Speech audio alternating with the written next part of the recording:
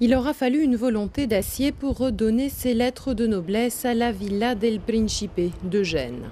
Construite à partir de 1529 par l'amiral italien Andrea Doria, cette sublime demeure de 15 pièces fut peu à peu abandonnée par ses propriétaires pour sombrer dans l'oubli au siècle dernier. Le jardin avait même été transformé en cinéma en plein air.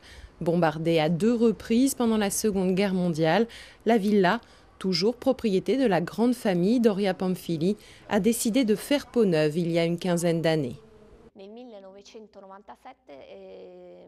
En 1997, la villa a été rouverte au public.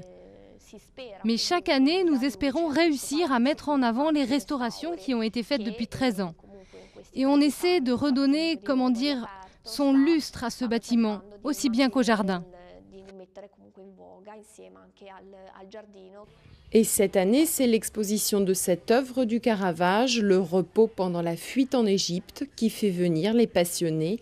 Alors que Rome a célébré le 400e anniversaire de la mort du peintre du XVIe siècle à travers une exposition spectaculaire au printemps, la Villa du Prince, elle, peut se targuer de posséder un des plus célèbres tableaux du maître italien. Ce tableau a été réalisé par le Caravage en 1595-1596, quand il avait 20 ans. Donc nous parlons d'une époque où il était jeune. Il s'agit de la première période du peintre. Ce tableau, Le repos pendant la fuite en Égypte, a été acheté par la famille, ainsi qu'un autre intitulé La Madeleine pénitente, pour la modique somme de 90 écus. Les visiteurs ont jusqu'au 26 septembre pour admirer ce Caravage, mais la villa, elle, reste ouverte toute l'année au public. Mobilier d'époque, cheminées monumentales et toiles de maître, il y en a pour tous les goûts.